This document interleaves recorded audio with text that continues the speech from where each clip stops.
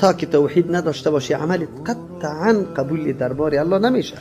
بنابراین اعمال مشرک مورد قبول الله جل جلاله قرار نمیگیرد و هیچ دین غیر از دین اسلام در نزد الله متعال قابل قبول نیست. ابو لهب میگه صهیبیه را آزاد کرده به خاطر که بشارتی ولادت رسول الله صلی الله علیه و سلم داده و دروغ بود. قرآن میگه که با شرک قطعا غیر از ابو طالب که به نص ثابت است که تخفیف در عذابش آمده دیگه به کسی ثابت نیست. به خاطر از که بدعت رواج بکنه چقدر دست در کجا میندازه. مردم دیدی تلاش میکنه علمای حق پرست که مردم از شرک نگاه کنه. این مردم تلاش میکنه که مردم باز در شرک واقع شد. در پنجاب زمانی که میلاد میشه منبر مزین میشه، عقیده دارن که رسول الله اینجا میاد، در این مجلس تشریف میاره. این چی میکنی؟ در یکی از مجالس دستاربندی جناب یک مدرسه است در مرکز کابلتان دوره حدیث میشه. در تایمانی سرکی دو ما رفته بودم، انانسر میگه ای مردم رسول الله صلی الله علیه و سلم امروز اینجا تشریف آورده، حضور داره.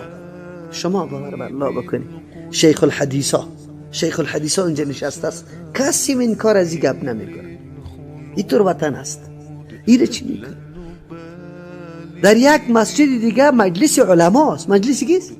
مکمل علما. یک جناب عالم میخیزه میگه زمانی که عیسی علیه السلام هم در نزدیک قیامت از آسمان پایین میشه به مذهب امام ابو حنیفه رحمه الله است. مو ته چې سم ملاویږي ګوره عیسی علیه السلام چې راکوز شي اب هم په فقه انفي باندې فیصله کوي.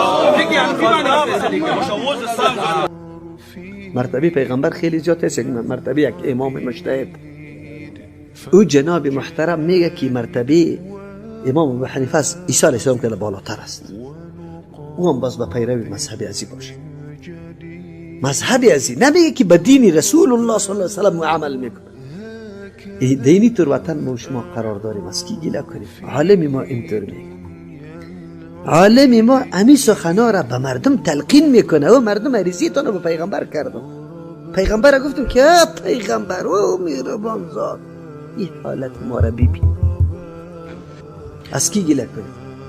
و کسی که امامت است و کسی که مقتدایت است و کسی که فتوای برد میده و کسی که تو میگی این مرا رهنمایی صراط مستقیم میکنه، او بردی تو رو بگوید کدام طرف برویم، کجا بریم. بیاد الله متعال غیر از اسلام دیگه چیز نمیپذیره. اسلام چیست؟